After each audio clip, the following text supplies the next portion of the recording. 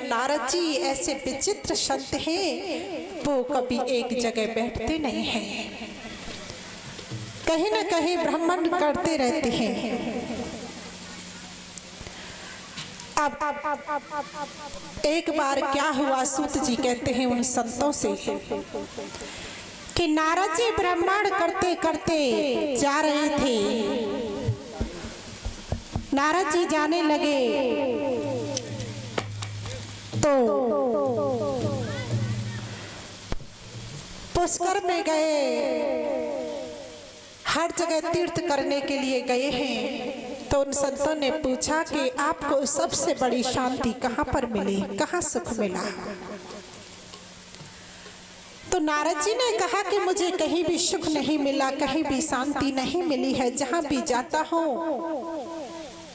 वहाँ सब देखता हूँ तो सब बनावटी है, कोई किसी से प्रेम नहीं करता है, कोई का किसी से कोई लगाव नहीं है। जहाँ देखो वहाँ सब दिखावटी चलता है। मुझे कहीं सुख नहीं मिला, कहीं आनंद नहीं मिला। और तो क्या बताएं महाराज, अब तो घर में नई बहुओं की चलती है, घर में नई बहू की चलती है तो इसमें कोई बुराई नहीं है, घर में नई बहू की चलनी चाहिए। यदि कोई धर्म का कार्य करते हैं, यदि कोई भी कार्य करते हैं तो दादी बाबाओं से, बुजुर्गों से सलाह लेनी चाहिए, अपने बुजुर्गों से पूछनी चाहिए। लेकिन उन्होंने कहा कि महाराज यदि घर में कोई कार्य करते हैं तो दादी बाबाओं से, बुजुर्गों से घर में नहीं पूछते तो किसको पूछते हैं? कि ससुराल से साले जी को बुलाते हैं, उनकी सलाह लेते हैं, उनसे पूछते हैं। तो हमारे ब्रज में एक कहावत है कि दीवाल बिगाड़े आरो और घर बिगाड़े सारो। दीवाल में आप जितनी अलमारियां निकालोगे तो कमजोर दीवाल हो जाती है, हो जाएगी कि नहीं? तो ऐसे ही साले की सलाह लोगे तो बर्बाद हो जाओगे। मामा शकुनी की वजह से क्या हुआ था सब जानते हैं। अब नारद जी वहां से जा रहे थे तो वृंदावन की तरफ, तो वहां नारद जी ने एक कौतुक देखा है। क्या देखा है कि एक माता है और उनके पास में उनके दो पुत्र पड़े हुए हैं मूर्छित हैं, और वो माता बड़ी जोर जोर से रो रही है। तो नारद जी ने कहा कि माता मैं आपको प्रणाम करता हूँ, कौन हो आप, क्यों रोती हो? तो माता ने कहा कि मैं भक्ति हूँ, और जो दोनों ये मेरे बगल में पड़े हैं ये ज्ञान और वैराग है। मैं तो जवान हूँ लेकिन ज्ञान वैराग मेरे जो पुत्र हैं ये बूढ़े हो गए हैं। और मैंने, नारद जी ने कहा कि माता इसका कोई उपाय नहीं किया आपने? तो माता ने कहा कि उपाय तो मैंने बहुत किया, कुछ नहीं होता है। तो नारद जी ने वेद वेदांत का पाठ किया है, कुछ नहीं हुआ, उनके बुढ़ापे को दूर नहीं कर पा रहे हैं। नारद जी परेशान हो गए। तभी आकाशवाणी हुई कि अरे नारद, यदि तुम ज्ञान वैराग्य के बुढ़ापे को दूर करना चाहते हो तो इसके लिए नित्य कर्म करो। तो उन्होंने कहा कि क्या करना चाहिए?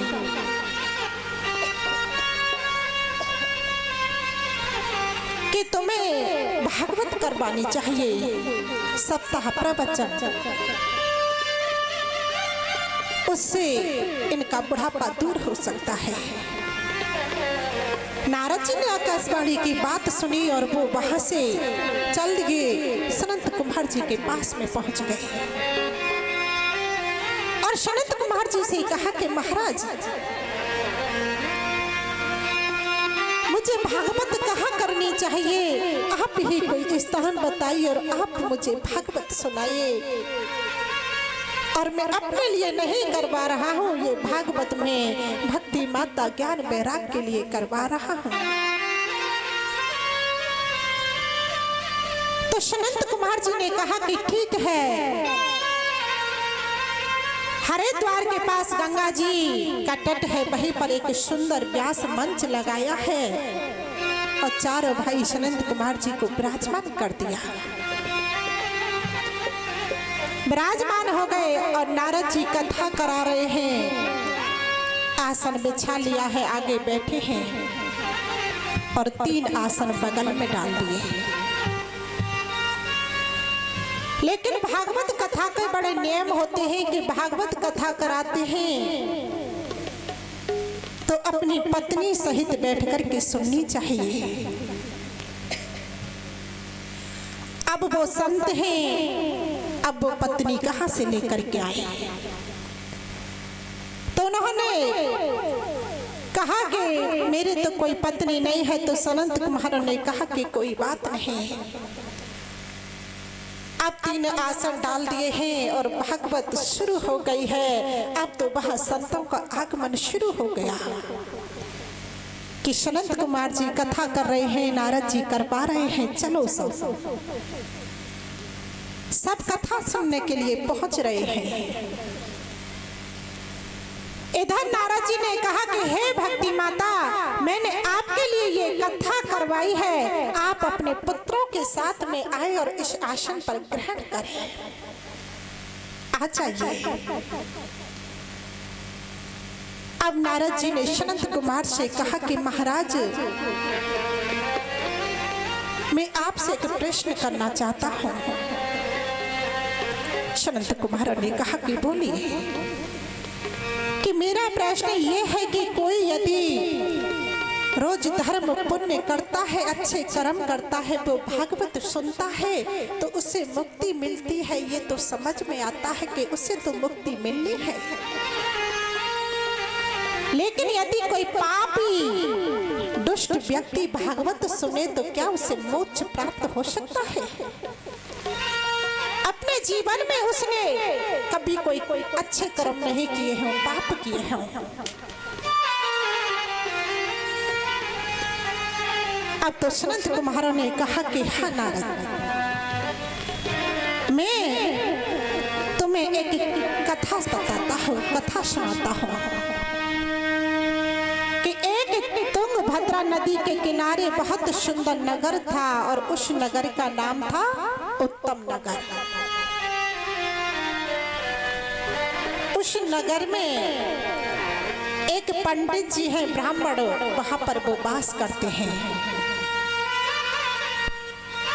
उनका नाम है आत्मदेव और उनकी पत्नी है धुंधली देवी। और धुंधली देवी कैसी है? बड़ी ही विचित्र है कि पति तो जाते हैं यजमानों के घर पूजा पाठ के लिए, उनका पूरे दिन घर में अकेले का ही राज रहता है। कभी बगल वालों से हंसी मजाक कर ली, किसी सामने वाले से झगड़ा कर लिया, ऐसा ही चलता था उसका रोजाना का। और पति जब शाम को वापस लौट करके आता तो हाथ जोड़ करके ऐसे खड़ी हो जाती कि मानो सती अनसुईया के बाद उन्हीं का नंबर हो। पति का बड़ा ही आदर करती है। तो गोस्वामी तुलसीदास जी ने लिखा है,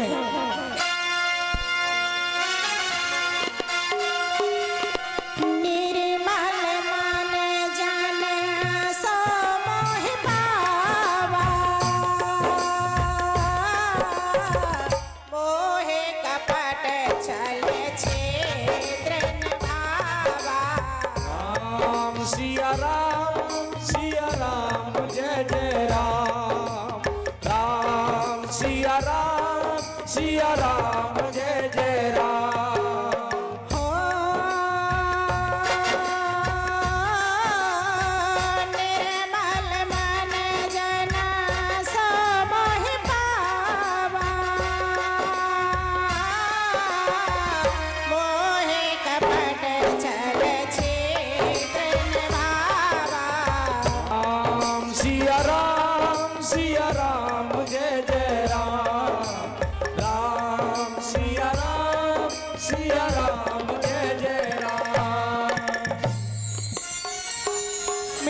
गोविंद कहते हैं कि मुझे ये दिखावा अच्छा नहीं लगता है, ये कपट मुझे अच्छा नहीं लगता है। जैसे हो वैसे रहो मेरे गोविंद यही कहते हैं। अब तो आत्मदेव जी के घर पड़ोसियों का आना शुरू हो गया है। आत्मदेव जी जो है उनके घर पर गाय है, तुलसी का बिरबा है। अब पड़ोसियों का आना शुरू हुआ तो पड़ोसी भी भगवान की कृपा से ही मिलते हैं, और ज्यादा बढ़िया मिल जाए ना तो गांव से बजा करके ही मानते हैं। अब तो पड़ोसियों ने कहा कि आत्मदेव जी हमने देखा है आपके घर में तुलसी का बिरबा है कि हाँ, कि ये तो सूख जाती है कि हाँ क्या करूं, जल तो रोजाना देता हूँ, पूजा अर्चना भी करता हूँ, लेकिन क्या करूं हरी नहीं हो पाती है, ये सूख जाती है। तो उन्होंने कहा कि आत्मदेव जी आपके घर गाय भी है कि हाँ, हम देख रहे हैं 7 बरस हो गए गाय ने अभी तक कोई बच्चा बच्चियां नहीं दिया है कि हाँ क्या करूं। अब पड़ोसियों ने क्या कहना शुरू किया कि महाराज आपके घर पुत्र नहीं है ना, इस वजह से आपके पितर आपसे खुश नहीं है, क्योंकि आपके घर में औलाद नहीं है, पुत्र नहीं है। आत्मदेव जी बड़े दुखी हुए। पड़ोसियों ने ऐसा कहना शुरू कर दिया, फिर पड़ोसी जी ने थोड़ी देते हैं,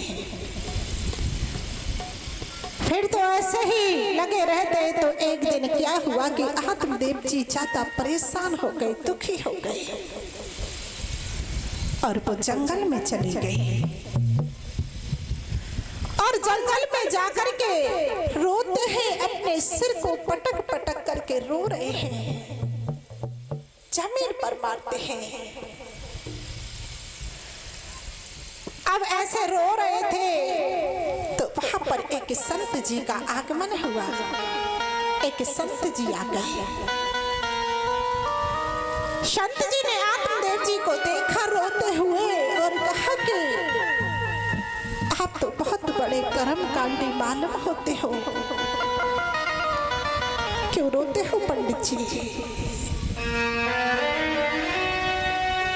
ये चेहरा जो होता है ना, ये एक कैमरे जैसा होता है। आप कितने बनावटी हो, कितने क्या हो, वो सब चेहरे से पता लग जाता है। उन्होंने कहा कि आप तो बहुत बड़े ज्ञानी हो और सिर पटक पटक करके रो रहे हो, क्यों रोते हो? आत्मदेव जी और जोर जोर से रोने लगे हैं, सिर को नीचे मारते हैं जमीन पर और कहने लगे कि आप तो संत हो और आप तो सब जानते हो कि मेरे घर पुत्र नहीं है, मेरे घर तुलसी है वो भी सूख गई, गाय है वो भी बाज हो गई, क्योंकि मेरे घर पुत्र नहीं है। इस कारण मुझे पुत्र चाहिए। संत ने कहा कि पुत्र का क्या करोगे? अरे पुत्र नहीं है तो ये सोचोगे कि पुत्र है ही नहीं किस्मत में, तो रोगे थोड़े बहुत, फिर सोच लोगे कि किस्मत में नहीं था तो नहीं मिला। और यदि पुत्र हो भी जाता है तो वो कपुत्र निकल गया तो क्या करोगे? जीवन भर ढूंढना पड़ता है। आत्मदेव जी, आपको यदि पुत्र चाहिए तो मेरे गोविंद को अपना पुत्र मान लो, उससे एक बार पुत्र मान करके तो देखो। अरे वो तुम्हारा साथ नहीं छोड़ेगा, तुम पुत्र के लिए रोते हो। आत्मदेव जी कुछ नहीं समझते हैं, जोर जोर से रोते हैं कि नहीं महाराज, मुझे पुत्र चाहिए, मैं बिन पुत्र के घर लौट पर मर जाऊंगा।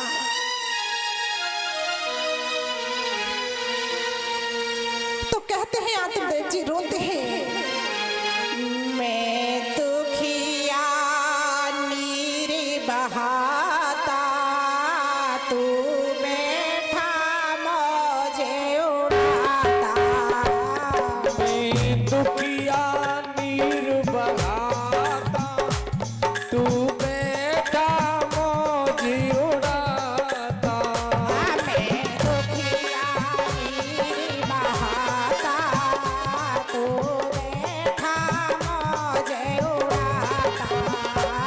मैं दुखिया नीर बहाता, तू बैठा मौज उड़ाता।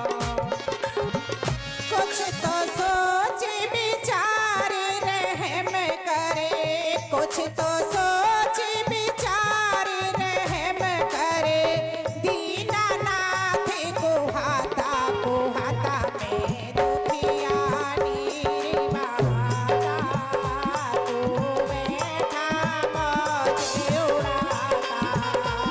मैं दुखिया नीर बहाता, तू बैठा मौज उड़ाता।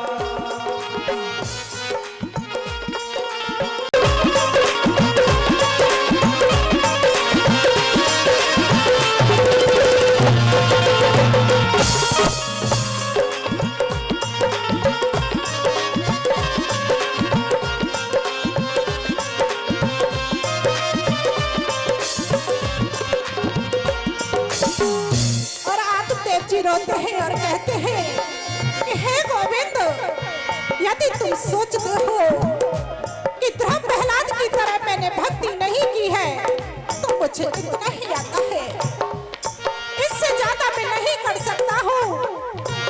और तुम मेरे साथ ऐसा क्यों करते हो?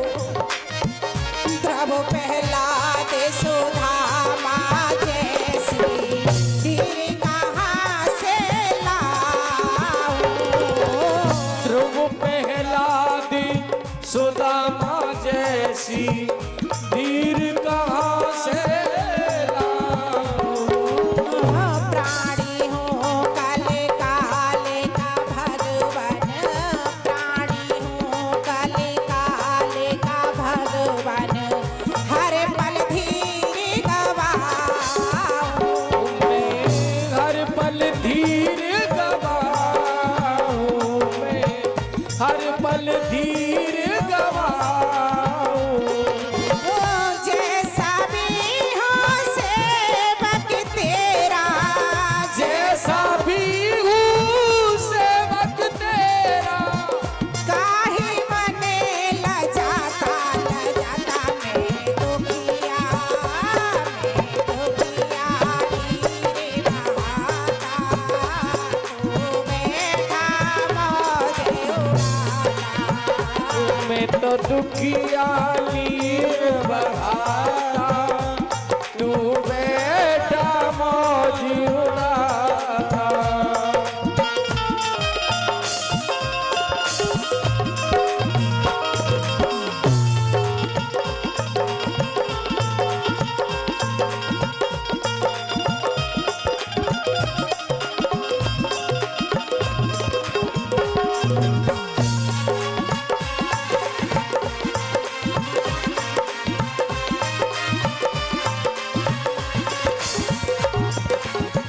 और आत्मदेव जी रोते हैं और कहते हैं कि हे गोविंद, मैंने अपने जीवन में अनेकों कष्ट सहे हैं, अनेकों दुख भोगे हैं, लेकिन मैंने तेरा नाम लेना नहीं छोड़ा है। और मेरी इसमें कोई बदनामी नहीं है, बदनामी तो सिर्फ तेरी है। तू मेरे साथ क्या करेगा? तेरी बदनामी है, इसमें मेरी कुछ नहीं है कि तेरा भक्त था कोई, उसे भी तूने ऐसे ही छोड़ दिया। फिर कहते हैं काष्ठ काष्ठ अनेकों सहता गया मैं, लेकर नाम तुम्हारा। को सहे सदा ने